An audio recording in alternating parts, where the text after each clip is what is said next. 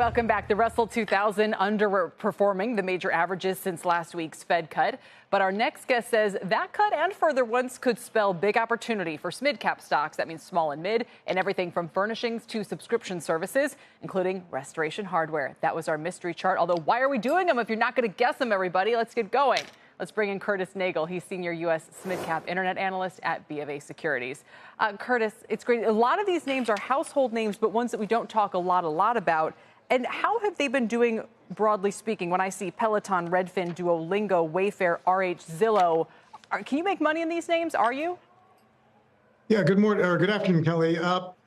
Some you can, some, we're a little more cautious on.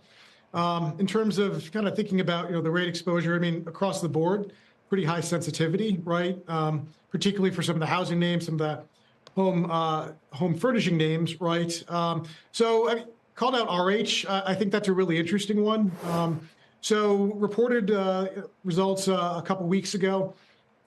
Came in, kind of in line, lowered the guidance a little bit. But the critical thing was they said that demand is finally starting to accelerate at a pretty good rate, right, as they're putting new products out, right, as they are reaccelerating their gallery growth, and as they have pretty high exposure to the premium part of the real estate market, unlike, some of their competitors, at least their share is higher there. And also for the first time, they're starting to gain share, which I think is a really important thing in terms of sentiment, in terms of how investors think about this name. So, yeah, a really interesting one here. And sure. It echoes what we heard. I think it was Anthony Chukumba as well, who was saying that as we're getting almost this restart of a consumer cycle, we're going to see it hit places like a Home Depot and a Lowe's first, and then the ancillary related companies, as you mentioned. What do you say to people who aren't sure they have the stomach for an RH? Its volatility is wild. Yeah, it's a wild one for sure in terms of certainly the stock performance. But I guess the view that we take is, look, as I kind of mentioned before, the company's been through pretty radical product transformation or product reset. They're putting new marketing back into the market through their source books. They're starting up again their gallery growth, which is historically been a really important part of how they grow.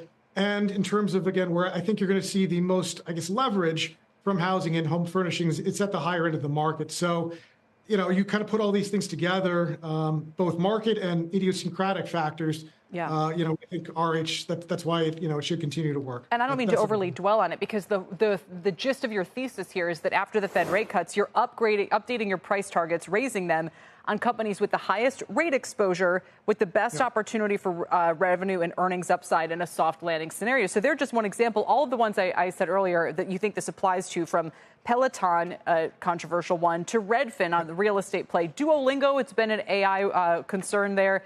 Zillow, Wayfair, those are related to what we were just talking about.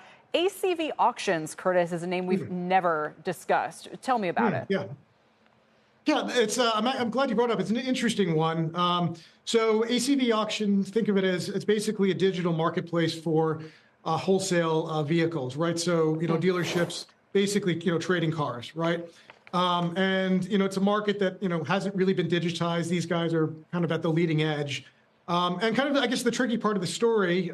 They're gaining lots of share, but the market for vehicles and particularly wholesale vehicles has been pretty challenged, down about 25%, relative to historic averages. So I guess one thesis or theory you could take, or one angle is, as rates get better, affordability for cars gets improves. Right. You could start to see the market improve, and that theoretically would be a good thing for ACV. So I don't think it was potentially like a sneaky rate play that maybe people aren't necessarily thinking about. Well, and it's done quite well year to date, even in a tougher auto market. And to mention, it's still a neutral for you. Not all of these are a buy, but you are upping your price targets. So for those maybe looking for a quick trade.